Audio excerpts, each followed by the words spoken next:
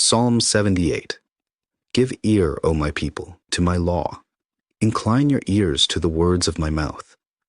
I will open my mouth in a parable. I will utter dark sayings of old, which we have heard and known, and our fathers have told us.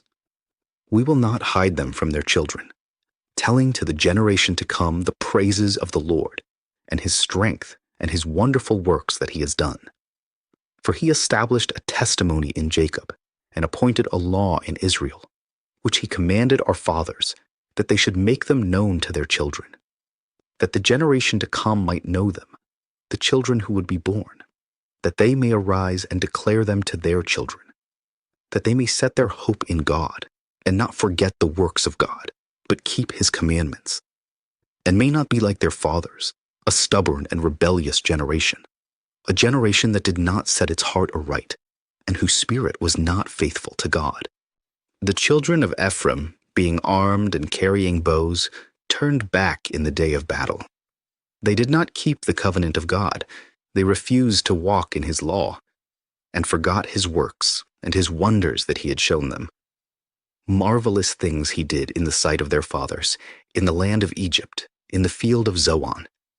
He divided the sea and caused them to pass through, and he made the waters stand up like a heap. In the daytime also he led them with the cloud, and all the night with a light of fire. He split the rocks in the wilderness, and gave them drink in abundance like the depths. He also brought streams out of the rock, and caused waters to run down like rivers. But they sinned even more against him, by rebelling against the Most High in the wilderness. And they tested God in their heart, by asking for the food of their fancy. Yes, they spoke against God. They said, "Can God prepare a table in the wilderness? Behold, he struck the rock, so that the waters gushed out, and the streams overflowed. Can he give bread also? Can he provide meat for his people?" Therefore the Lord heard this, and was furious. So a fire was kindled against Jacob, and anger also came up against Israel, because they did not believe in God, and did not trust in his salvation. Yet he had commanded the clouds above, and opened the doors of heaven, had rained down manna on them to eat, and given them of the bread of heaven. Men ate angels' food. He sent them food to the full. He caused an east wind to blow in the heavens, and by his power he brought in the south wind.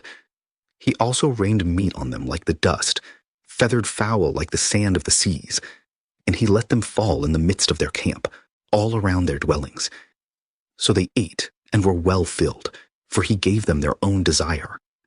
They were not deprived of their craving, but while their food was still in their mouths, the wrath of God came against them, and slew the stoutest of them, and struck down the choice men of Israel. In spite of this, they still sinned, and did not believe in his wondrous works. Therefore their days he consumed in futility, and their years in fear. When he slew them, then they sought him, and they returned and sought earnestly for God. Then they remembered that God was their rock, and the Most High God their Redeemer.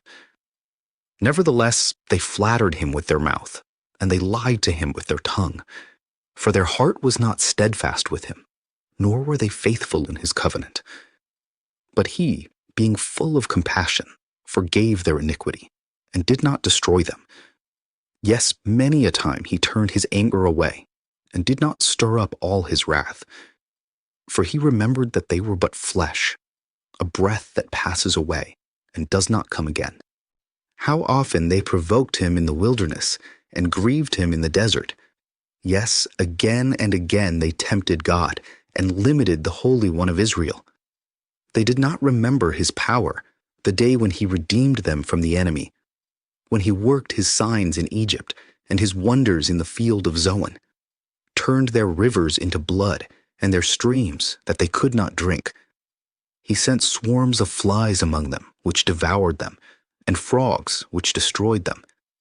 He also gave their crops to the caterpillar, and their labor to the locust. He destroyed their vines with hail, and their sycamore trees with frost. He also gave up their cattle to the hail, and their flocks to fiery lightning. He cast on them the fierceness of his anger, wrath, indignation, and trouble, by sending angels of destruction among them. He made a path for his anger. He did not spare their soul from death, but gave their life over to the plague, and destroyed all the firstborn in Egypt, the first of their strength in the tents of Ham. But he made his own people go forth like sheep, and guided them in the wilderness like a flock. And he led them on safely, so that they did not fear, but the sea overwhelmed their enemies. And he brought them to his holy border, this mountain which his right hand had acquired. He also drove out the nations before them, allotted them an inheritance by survey, and made the tribes of Israel dwell in their tents. Yet they tested and provoked the Most High God, and did not keep his testimonies, but turned back and acted unfaithfully like their fathers. They were turned aside like a deceitful bow.